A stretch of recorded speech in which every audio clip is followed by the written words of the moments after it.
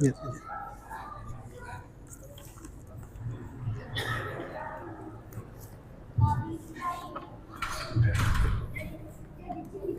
Assalamualaikum warahmatullahi wabarakatuh. Alhamdulillah walladzi arsala rasulahu bil huda wa dinil haqq liyuzhirahu 'alad dini kullihi wa kafa billahi shahida. Asyhadu an la ilaha illallah wahdahu la syarika lah wa asyhadu anna Muhammadan abduhu wa rasuluhu la nabiyya ba'da. Allahumma shalli ala sayyidina Muhammad wa ala sayyidina Muhammad amma ba'du. Bapak-bapak, ibu-ibu, jamaah salat maghrib yang Allah Subhanahu wa taala.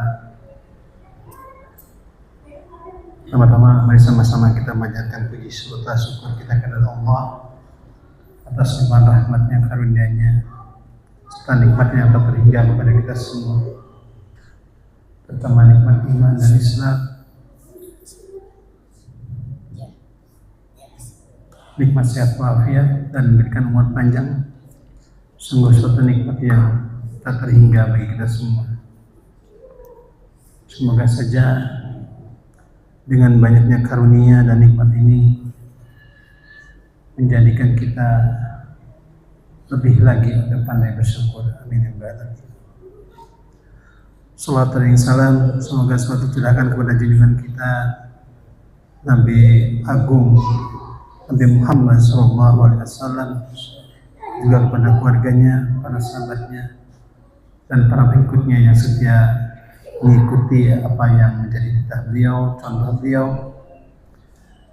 Semoga saja dengan ketaatan kita akan apa yang telah diperintahkan atau dicontohkan oleh Nabi Muhammad SAW, kita akan diakui sebagai umatnya yang dia melahir nanti, kita juga mendapat sahabat beliau. Amin ya rabbal alamin. Bapak-bapak, ibu-ibu yang dimuliakan Allah Subhanahu wa taala, khusus kepada Pak Ustadz, terima kasih Pak Ustadz atas ketersediaan waktunya bisa mengisi pada malam hari ini. Insya Allah kajian kitab ini akan terus berlangsung. Semoga tidak ada halangan lagi.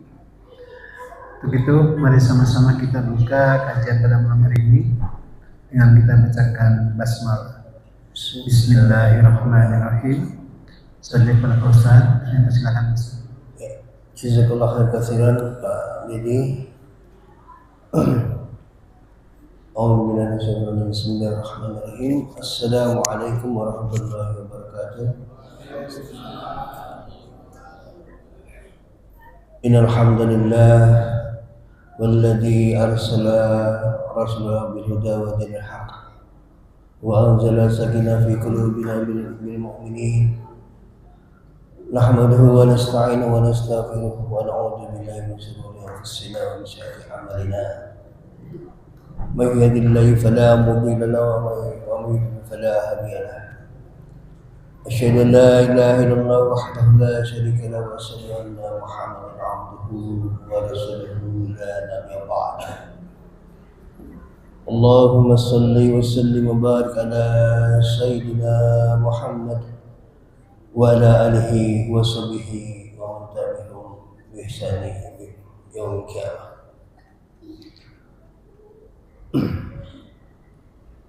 Qala ta'ala fil kitabil aziz, a'udzu billahi minasyaitonir rajim. Bismillahirrahmanirrahim. Wa ma ubari'u nafsi innan nafsal amaratu bisu'. Amma ba'du. Bapak dan Ibu sekalian yang dimuliakan Allah Subhanahu wa taala,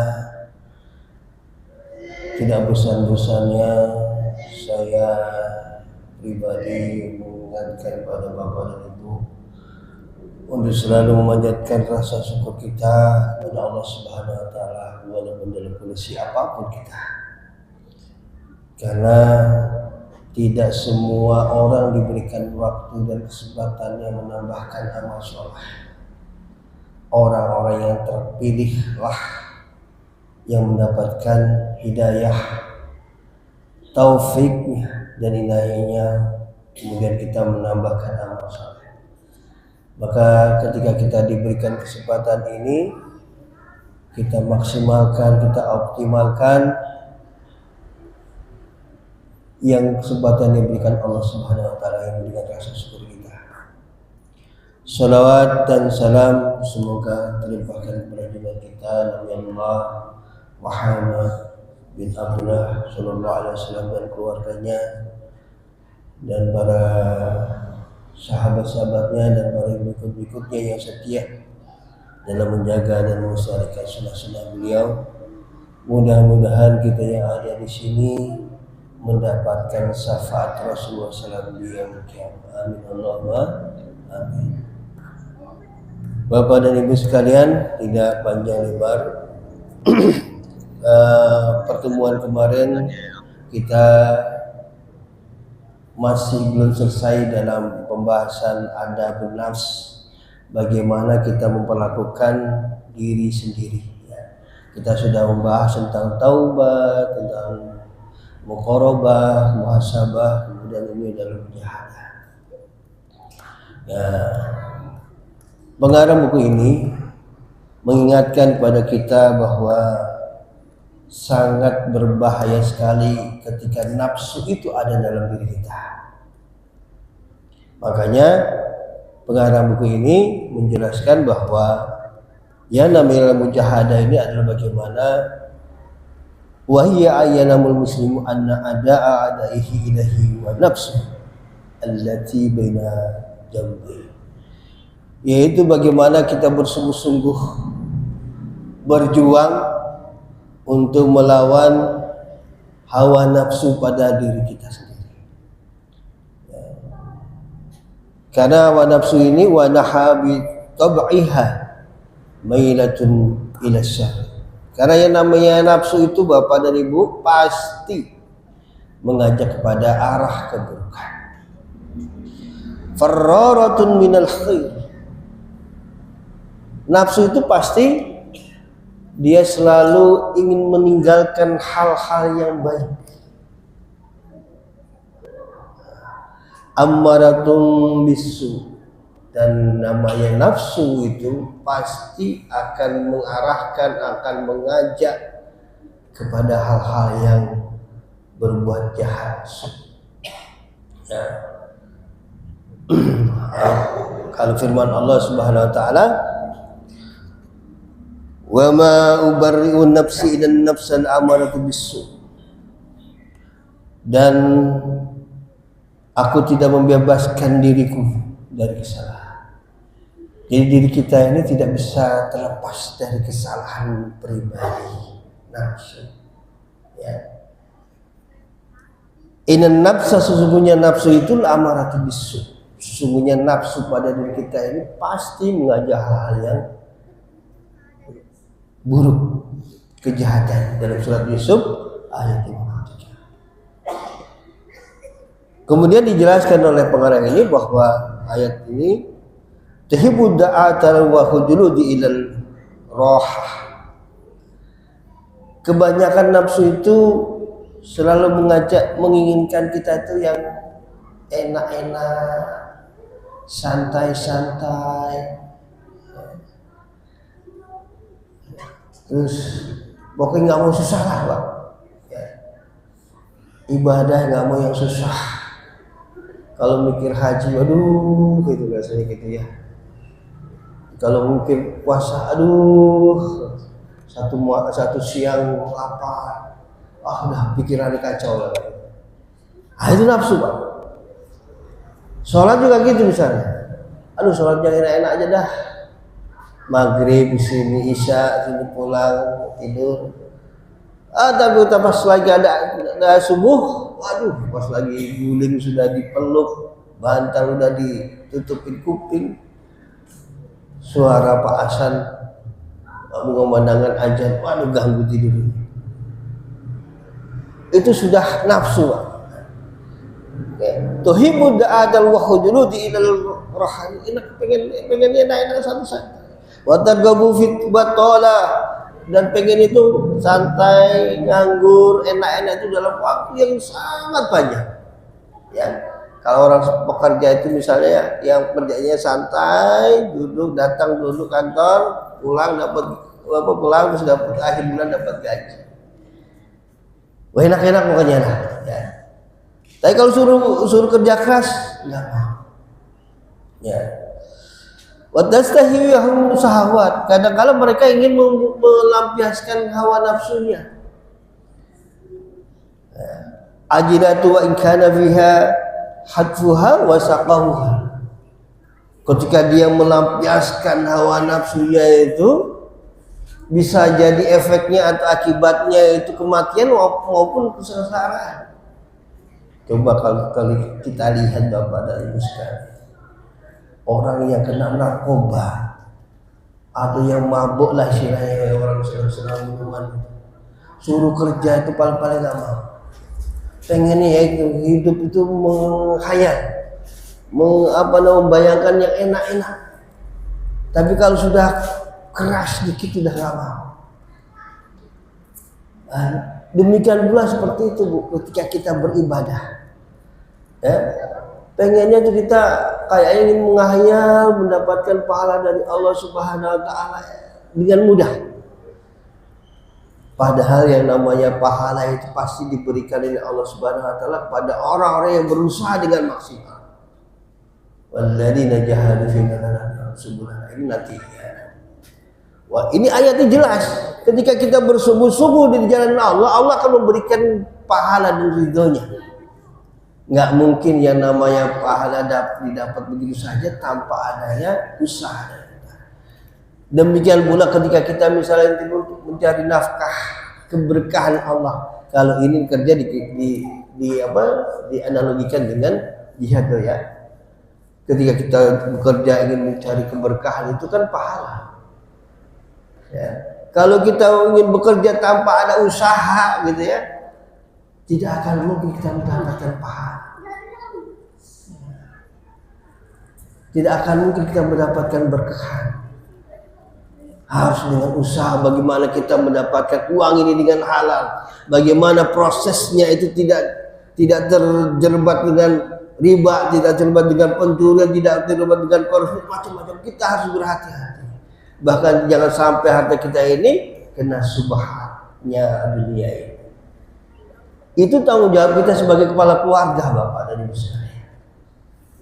Sering saya katakan di sini, Bapak dan Ibu, kalau misalnya anak-anak nakal, jangan salahkan anak dulu. Bisa jadi kita yang salah. Karena anak-anak kita berikan harta-harta yang haram. Karena anak-anak kita berikan sandang yang haram. Karena kita berikan anak kita papan yang haram. Wajar hasilnya, outputnya itu ya seperti itu. Bagaimana untuk mengembalikan kepada anak-anak yang soleh? Ya kita harus bersihkan dulu di awal.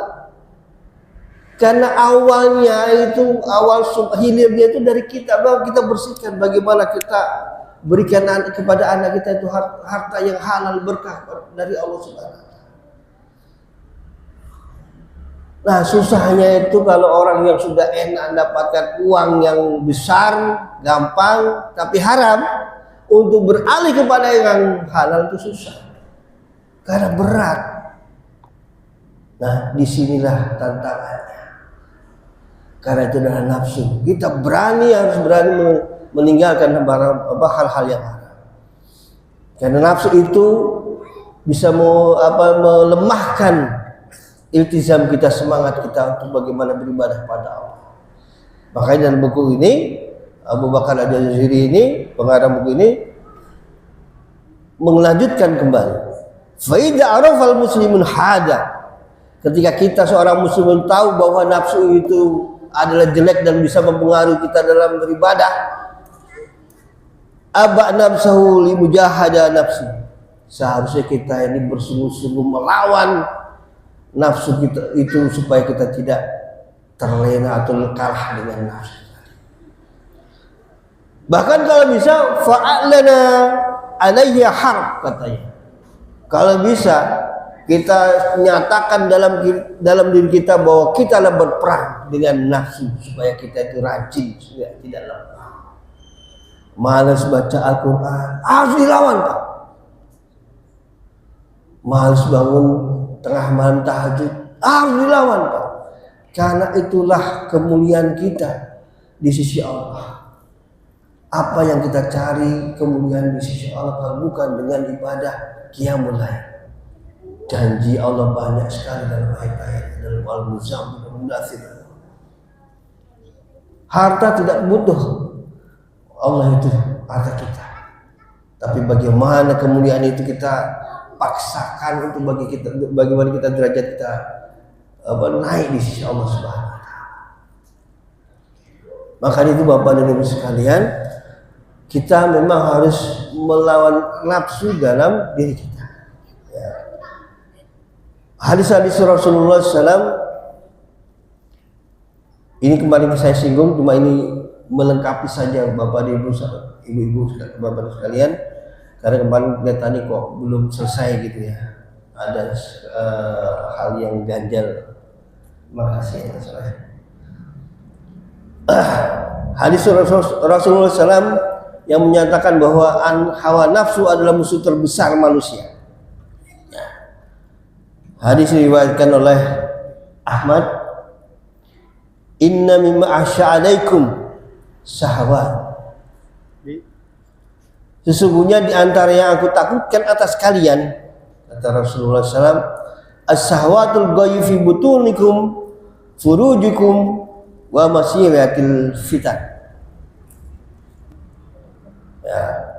Hawa nafsu adalah musuh terbesar bagi manusia. Inilah nasihat Rasulullah SAW. Sesungguhnya di antara yang Rasulullah takutkan atas kita ini gitu, adalah syahwat yang mengikuti perut dan syahwat yang mengikuti kemaluan serta fitnah-fitnah yang mengikutinya. Ya, Bapak dan Ibu sekalian, ya, dalam hadis yang lain, fadaru famu wa farju.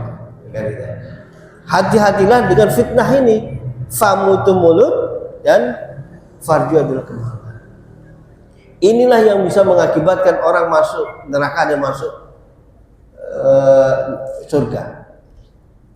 Ya. Orang untuk memenuhi nafsu perutnya bisa segala cara dipenuhinya, dilakukannya. Ya. Baik itu mau yang siswa, yang mahasiswa, yang sudah kerja gitu ya. Ya. Saya dulu pernah mengisi Bapak dan Ibu sekalian ketika di forum anak-anak sekolah. Saya kasih motivasi adik-adik, jangan sekali-sekali kita ini mengerjakan ujian dengan menyontek. Ya, kan nyontek itu kan kerjaan yang ringan, gampang.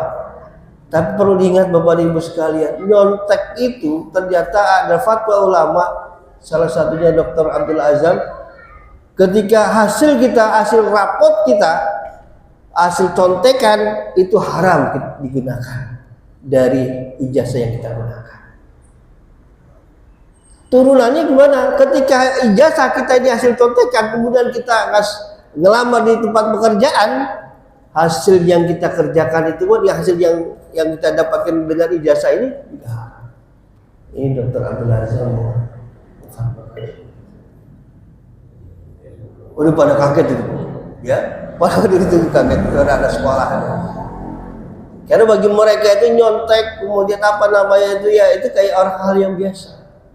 Apalagi sekarang itu kalau bawa laptop apa namanya itu HP gitu ya, tinggal di Google, di search, di cap GT gitu ya, ada semua jawaban.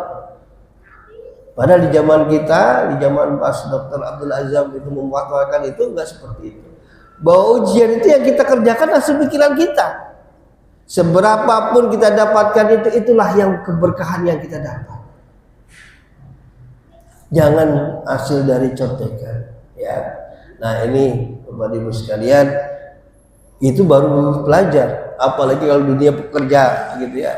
Dunia pekerjaan itu banyak sekali sikut sana, tendang sana sini. Hati-hati. Ya. Jangan sampai hasil kerja seperti ini kita berikan kepada anak dan istri kita. Bisa jadi bahwa itu akan membawa hal-hal yang negatif daripada dirinya. Ya, mungkin perilakunya jelek, perilakunya yang macam-macam ini dari hal ini seperti ini. Ya, jangan membuat masalah selanjutnya. Yang penting kita sedikit tapi berkah. Yang penting kita itu keberkahan yang didapatkan dari Allah Subhanahu Wa Taala dan menjadikan anak kita anak-anak yang soleh dan soleh dan istri yang soleh. Ya. Ini Bapak dan Ibu sekalian. Yang ditakuti oleh Rasulullah SAW itu adalah nafsu as-sahwati fi butunikum wa furujikum dan kemaluan. Naudzubillah min dzalik. Kalau sekarang ya banyak lagi pelampiasan nafsu, tontonan, ya, video-video macam-macam ya, itu yang mengarahnya ke sana gitu. Wa masalihatil fitan, dan fitnah-fitnah yang mengarah ke sana maksudnya. Orang membuat konten, orang membuat film, orang yang membuat video yang arahnya kepada kemaksiatan, suruh jauh kemaluan-kemaluan itu kalau misalnya dihitung dosanya itu bisa dosa jariah. Yang melakukannya, yang membuat, kemudian melakukan perzinahan, yang menonton kemudian dia menyebarkan lagi terus. Ya, ini hati-hati. Karena inilah banyak kaum-kaum yang sebelum Nabi Muhammad itu dihancurkan karena kemaluan, ya, fitnah kemaluan. Terjadi fitnah kemaluan, ya, terjadinya prostitusi, zina di mana-mana. Apalagi sekarang di zaman kita ada lagi LGBT dan macam-macam. Di zaman kita ini komplit, Pak. Ya. Fitnahnya Nabi Lut ada. Ya, fitnahnya semuanya adalah, ya. Maka kita harus berhati-hati, harus pegang teguh yang namanya agama Islam, karena kita hidup di akhir zaman. Wa masilatul fitan, dan fitnah-fitnah yang mendorong ke sana. Kemudian Bapak dan Ibu sekalian, hawa nafsu ketika ketika marah, ya. Hawa nafsu ketika marah ini juga yang bisa merusak tatanan masyarakat. Ini adalah hawa nafsu ketika marah. Ya, peperangan, konflik terjadi itu bukan karena awalnya dari marah kan gitu ya. Padahal Rasulullah SAW sudah mengingatkan kepada kita, laisa syadid bisur'ah, kata Rasulullah SAW. Innamal syadid alladhi yamliku nafsahu indal ghadab. Ya. Rasulullah SAW bersabda, laisa syadid, orang yang kuat itu bisur'ah, bukanlah menang yang dalam bergulat. Ya. Kalau di zamannya Nabi dulu itu olahraga itu yang populer adalah gulat, karena gulat bisa dikatakan orang kuat. Dulu waktu saya ikut grup pingpong lagi di Sentul gitu ya, saya tausiah pagi-pagi itu, ternyata Rasulullah SAW pernah mengalahkan juaranya gulat di Jazirah Arab, namanya Rokanah. Dia besar, bertubuh besar, kuat, sekali main pasti menjatuhkan lawan. Saya waktu itu membahas ini, Pak, Ibu, ya.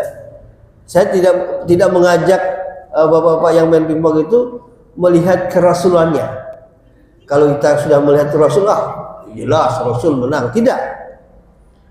Tapi bagaimana kita melihat bahwa Nabi Muhammad SAW ini sebagai seorang manusia, tapi berani dia menghadapi Rokanah itu seorang juara.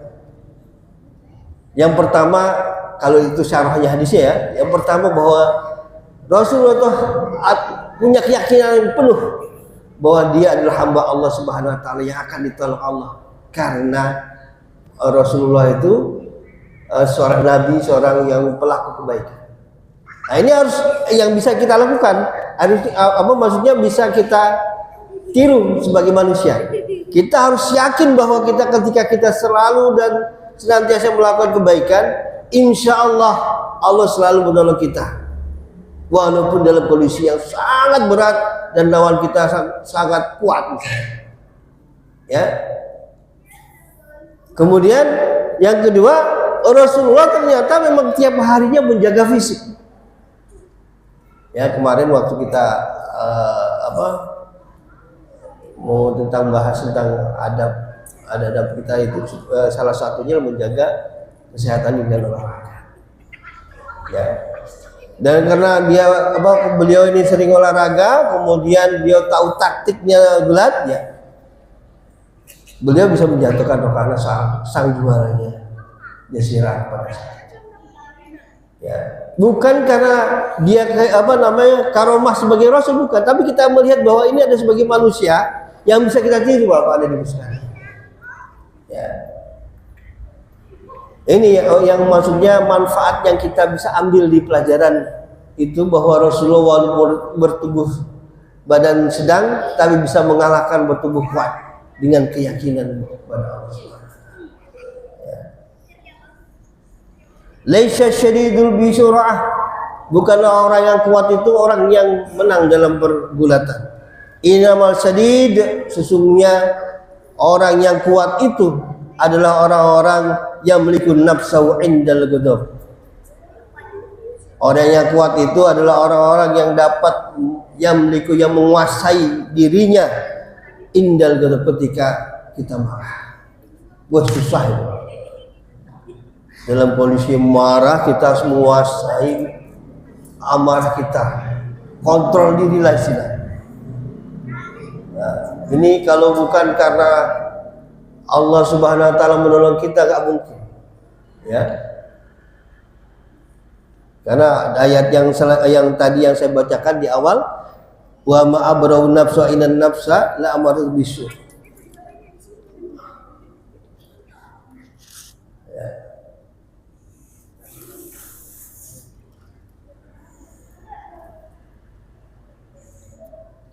Illa ma rahima rabbi innallaha ghafurur, inna rabbi ghafurur rahim. Ya. Dan bila aku itu terlepas dari kesalahan, karena sesungguhnya nafsu itu adalah yang mendorong dan kejahatan, kecuali illa ma rahima rabbi, kecuali nafsu-nafsu yang diberikan rahmat dari Allah.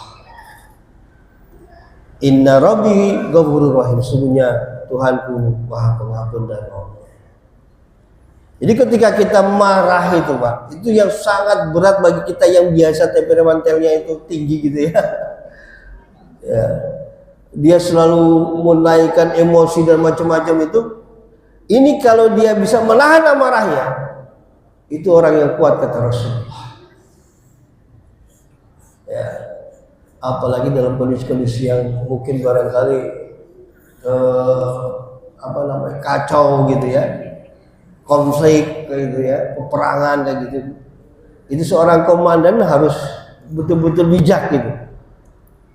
Kalau misalnya dia tidak bisa mengendalikan emosinya, habis semua pasukannya.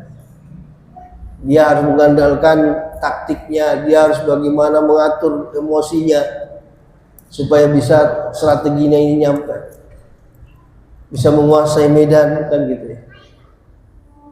Makanya kita juga harus begitu. Rasulullah SAW juga menasihati kita ketika kita ini sudah dihinggapi amarah. Ya. Kalau misalnya kita dalam kondisi berdiri, amarah itu datang gitu ya, cobalah Bu, Bapak ya, kita bersikap duduk. Ya. Kalau nggak bisa duduk ya tiduran aja tidur. Jadi kalau misalnya bapak-bapak misalnya dimarahin istrinya nih, ya misalnya, mudah-mudahan ini nggak ada di sini lah ya. Kita tahu sama tahu lah.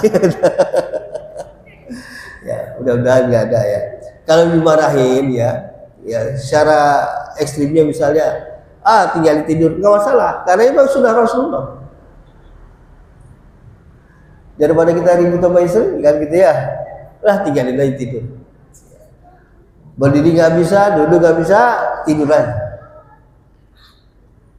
Tapi lebih bagusnya di Tibun Nabawi, kita mengambil air wudhu, kita basuh muka, kita wudhu, kemudian baru sampai selesai, kemudian sholat. Itu lebih aman dan nyaman. Gitu. Ya. Kemudian yang ketiga, Bapak Ibu sekalian, ketika kita melawan nafsu dalam diri kita ini, nasihat Rasulullah SAW pada kita.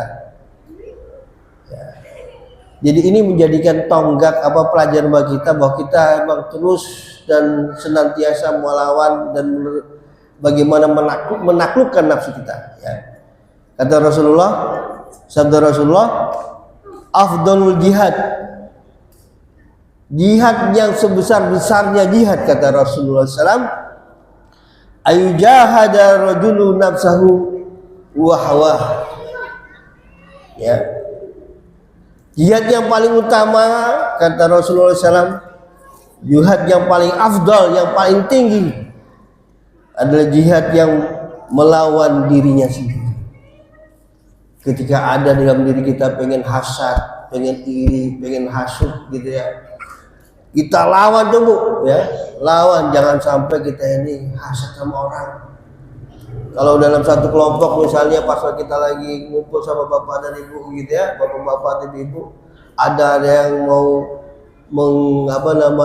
ngomongin orang lah, mau hasadin orang, mau iri, udah kita tahan, nggak usah ikut-ikutan ya. Nah, itu paling utama katanya ya, melawan diri kita. Wahwa dan hawana, hawa-hawa yang pengen melakukan kejelekan. Ini bagaimana ketika Nabi Yusuf alaihissalam ya, ketika sama Zulaikha itu ya, ditawari dengan begitu indahnya ya, kalau bagi seorang laki-laki. Tapi Yusuf tahu bahwa ini adalah perbuatan yang haram. Dia menahan hawanya, dia nggak mau meninggalkannya. Itu pas saat-saat seperti itulah saat-saat yang berat bagi orang yang melakukan dan melakukan hawa nafsu. Dan kata Rasulullah, ketika bisa kita melakukan itu, inilah afdalul jihad. Ya. Udah jam 19.05 lagi, Pak. Hah? 20 ya. Alhamdulillah. Ya. Jadi Bapak dan Ibu sekalian, kadang memang nafsu tidak terasa, tapi bisa timbul karena lingkungan kita. Ya. Makanya kita perlu adanya kontrol, ya, kontrol pada diri kita. Pentingnya kita paham bahwa kita ini muraqabah, pentingnya kita bertaubat kepada Allah Subhanahu wa taala supaya menahan hawa nafsu. Kemudian Bapak dan Ibu sekalian yang dimuliakan Allah Subhanahu wa taala, selanjutnya orang yang mengikuti hawa nafsu, kata Rasulullah, termasuk orang-orang yang tidak beriman. Ya. Sabda Rasulullah SAW, la yu'minu ahadukum hatta yakunu hawa taba'an, hatta yakunu hawahan taba'an lima jitu bih.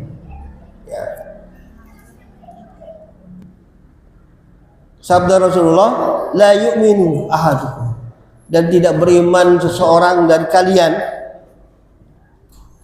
hatta yakuna hawa taba'an, sampai dia itu menaklukkan hawa nafsu dirinya untuk mengikuti lima jitu, apa-apa yang aku bawa, kata Rasulullah. Bapak dan Ibu sekalian yang dimuliakan Allah Subhanahu wa taala, kalau kita lihat sirah sejarah ya, bagaimana hebatnya Rasulullah dalam menyampaikan dakwah.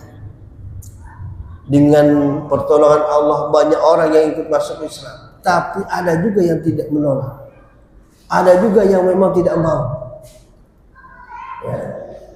Walaupun dia gengsi dengan adatnya, gengsi dengan kedudukannya, gengsi dengan jabatannya, tapi mereka tidak mau menaklukkan hawa nafsunya dengan apa-apa yang dibawa oleh Rasulullah. Kalau kita lihat di sirah, Abu Jahal itu sebenarnya juga suka dengan Al-Quran yang dibacakan Rasulullah. Tapi karena dia sudah terlanjur dipandang oleh masyarakat, Bapak Ibu sekalian, dia egonya, dia nafsunya tidak mau mengikuti Rasulullah. Demikian pula seharusnya kita. Islam ini sudah diberikan sempurna. Al-yawma akmaltu lakum dalam surat Al-Maidah. Bahwa dalam hari ini kata Allah Subhanahu wa taala, telah aku sempurnakan agama ini. Islam itu sudah sempurna, dan Bapak Ibu sekalian. Tapi ketika kita ingin memilih jalan hidup, bukan jalan hidup Islam yang kita pakai. Kadang kita pakai dari ajaran Darmo Gandul, tahu Darmo Gandul Pak ya? Dari mana entah gitu ya. Itu nggak jelaskan kitabnya. Udah dijelaskan bahwa yang namanya kita menanamkan keluarga itu dengan tauhid pertama kali misalnya. Ini misalnya. Tauhid, perkenalkan keluarga kita dengan Allah. Ini enggak. Selalu saja yang diutamakan, yang didahulukan adalah materi.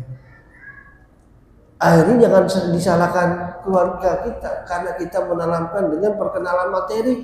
Orangnya, timbangannya, penilaiannya selalu dengan materi.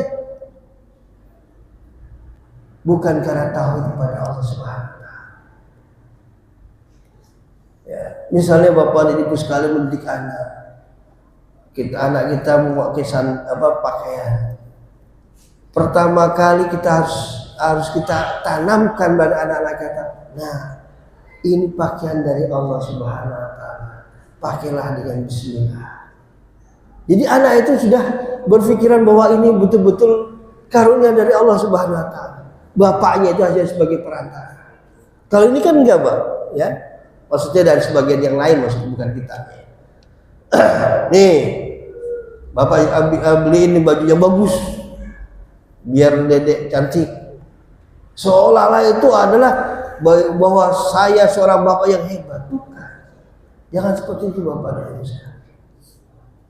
Tanamkan kepada anak-anak kita tauhid, sehingga ketika dia mendapatkan perolehan karunia, mendapatkan nikmat, itu memang diberikan dari Allah Subhanahu wa taala, bukan dari bapak dan ibunya.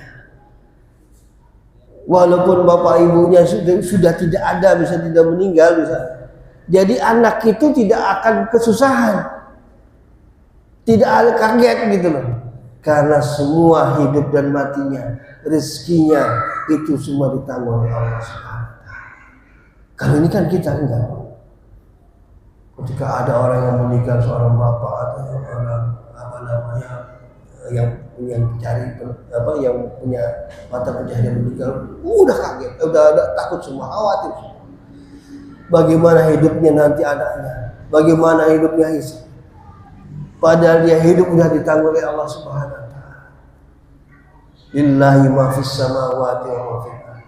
Semua yang ada di langit dan bumi itu semuanya milik Allah dan semuanya adalah tanggungan Allah. Allah waliyul ladzina amanu. Allah itu walinya orang-orang beriman. Ya kalau Allah sudah menyatakan walinya orang beriman, apalagi yang kita khawatirkan Bapak Ibu sekalian. Kita hidup semua ditanggung Allah, mati kita juga di Allah, rezeki kita sudah ditanggung Allah Subhanahu wa taala. Ya. Jadi jangan khawatir bahwa Allah akan menjamin ketika kita beriman. Allahu waliyul ladzina amanu yukhrijuhum minadh dhulumati ilan nur. Allah walinya orang-orang beriman yang mengeluarkan kita dari kegelapan kepada menuju. Jadi Bapak dan Ibu sekalian yang dimuliakan Allah Subhanahu wa taala. Inilah bahaya-bahaya nafsu yang ada pada diri kita. Makanya Syekh Abu Bakar Al-Jarjari ini menerangkan dalam buku ini bagaimana sangat pentingnya supaya kita bisa mengalahkan nafsu pada diri kita. agar kita tidak terkalahkan dalam ibadah. Kita terus bersemangat, kita harus mengalahkan nafsu. Karena nafsu itu mengajak kepada hal-hal yang lalai. Karena nafsu itu mengajak hal-hal yang kita itu supaya santai. Nah, ini harus kita perangi dalam diri kita. Kalau kita ingin mendapatkan hal yang bagus, hal yang berhasil, hal yang sukses, kita harus bersungguh-sungguh untuk melawan yang namanya kemalasan, kelemahan, ya. Supaya kita ini ibadahnya memang diridhai Allah Subhanahu wa taala. Maka ayat Allah Subhanahu wa taala, "Walladzina jahadu fina lanahdiyanahum subulana wa innallaha ma'al muhsinin." Dan orang-orang yang bersungguh-sungguh fina di jalan Allah, ya. Lanahdiyanahum, dan sungguh aku akan bukakan jalan-jalan Allah. Ya. Wa innallaha ma'al muhsinin. Dan sesungguhnya Allah Subhanahu wa taala bersama orang-orang yang berbuat baik. Jadi Bapak Ibu sekalian, ketika kita ingin mendapatkan pahala, ingin mendapatkan kesuksesan dunia dan akhirat, kata jahada ini penting, kunci suksesnya. Ketika kita bisa meniti di jalan Allah, Allah itu akan membukakan pintu-pintunya, ya. Dan kuncinya juga Allah akan bersama orang-orang yang berbuat baik. Jangan bosan kita berbuat baik. Orang lain mengatakan kita ini sinting, gila, ada macam-macam lah. Kalau kita dalam berbuat baik misalnya kita, jangan dihiraukan. Karena kita mengharap keridhaan Allah Subhanahu wa taala. Ini karena Allah mendapatkan, maka kita mengharapkan balasan dari Allah Subhanahu wa taala. Ya. Makanya penting sekali kita untuk melawan nafsu kita supaya kita ini bersungguh-sungguh. Nah, itulah Bapak dan Ibu sekalian, adabul nafs, ada 4. Ini kesimpulan di buku Adabul Nafs ini, adab untuk memperlakukan diri kita ketika kita ingin sukses dunia dan akhirat, ya. Yang pertama, sering-seringlah kita bertaubat kepada Allah Subhanahu wa taala. Ya, karena penting, yang namanya taubat ini kita nggak tahu ajal kita kapan datangnya. Kalau memang rumusan ajal itu datangnya tiba-tiba, kenapa tidak kita tuh sering dan senantiasa kita bertobat kepada Allah Subhanahu wa taala? Ya. Rasulullah sudah menekankan kepada kita, ya ayuhan nas, tubu ilallah, fa inni tubu ilallah mi'atun marat fil yaum, kata Rasulullah. Wahai manusia, bertobatlah kepada Allah Subhanahu wa taala, maka sesungguhnya aku, kata Rasulullah, bertobat kepada Allah itu 100 kali dalam satu hari. Manusia yang mulia saja 100 kali, kita berapa kali? Ya. Kemudian tip yang kedua kata buku ini adalah bagaimana kita melakukan diri kita supaya kita sukses, yaitu dengan muraqabah. Pengawasan Allah terhadap diri kita itu harus melekat, sehingga kita takut untuk melakukan kemaksiatan. Ketika kita berhati-hati dalam melangkah. Hadis Rasulullah SAW bersabda, ta'budullah ka'annahu yarah, fa illam takun fa innahu yarah. Beribadahlah kepada Allah Subhanahu wa taala seolah-olah kamu itu melihat Allah. Pasti kamu tidak bisa melihat, dan sesungguhnya Allah itu melihat kamu. Ya, jadi tahu bahwa Allah itu melihat kondisi kita. Innallaha ya'lamu ma yasna. Sesungguhnya Allah tahu apa yang kita kerjakan. Jadi orang korupsi, orang mencuri, orang merampok, orang berzina, itu sudah jauh dari muraqabah. Ya. Ada sebagian ulama mengatakan imannya sudah lepas. Supaya tidak lepas Bapak Ibu sekalian, maka kita lekatkan bahwa pengawasan Allah itu terhadap diri kita. Kita ingin melakukan sesuatu, kita berpikir Allah pasti melihat. Ketika kita ingin melakukan maksiat, Allah melihat. Hari kita melihat. Kemudian yang ketiga kata buku ini, muhasabah. Ya, terus kita muhasabah Bapak Ibu sekalian. Amal kita ini diterima sama Allah atau tidak? Bekal apa yang kita bawa nanti di hadapan Allah? Ya. Ya, Allah Subhanahu wa taala berfirman dalam surah Al-Asr, ya ayyuhalladzina amanu ittaqullah wal tanzur nafsum ma qaddamat. Wahai orang-orang beriman, bertakwalah kepada Allah, dan setiap insan, setiap diri itu perhatikan apa yang kalian kita bawa di hadapan Allah nanti. Ya.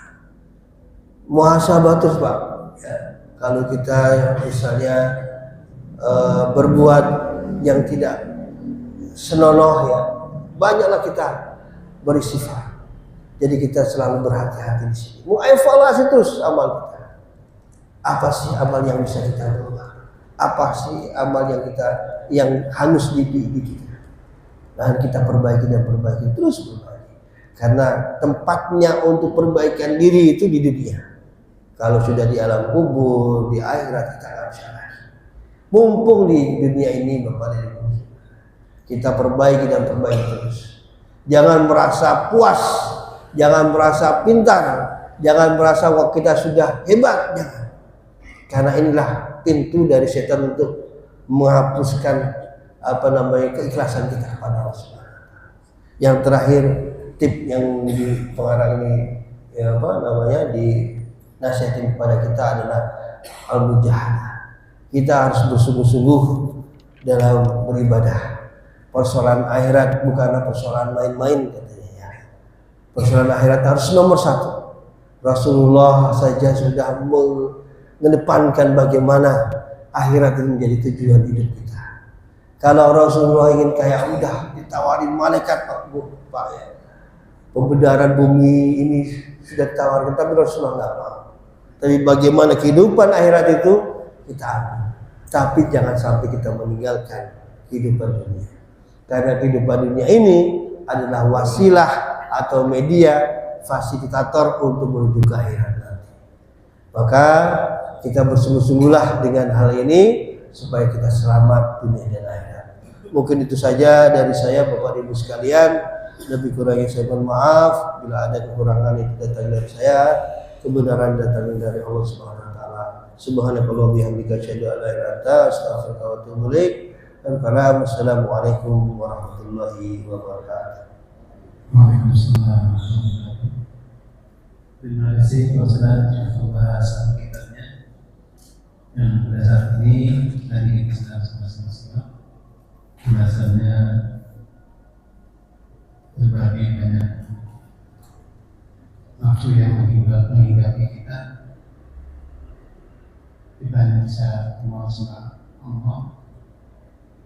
Semoga kita diberi kesempatan untuk mengendalikan hawa nafsu dan kita semua bisa menjalani hidup ini mengikuti tuntunan Allah Subhanahu wa taala dan Rasul. Amin. Baik jemaah sekalian yang Allah Subhanahu wa taala, kita masih berakhir. Sekali lagi terima kasih atas kehadirannya dan Bapak Ibu dalam menyiarkan kajian pada malam ini. Semoga akan terus bertambah jemaah yang mengikuti kajian pada malam Sabtu ini. Tanpa saya juga mengucapkan terima kasih pada Ibu yang telah bekerjasama menyiapkan konsumsi untuk kegiatan kajian pada malam ini. Semoga Allah senantiasa memberikan kebaikan yang banyak dan menjadikan berkah untuk ibu-ibu dan warga. Amin. Baik sekalian, kita tutup saja kajian malam ini dengan sama-sama kita berkata dan mengamalkan majelis. Alhamdulillahirobbilalamin. Subhanallahumma wa bihamdika asyhadu an la ilaha illa anta astaghfiruka wa atubu ilaik. Assalamualaikum warahmatullahi wabarakatuh.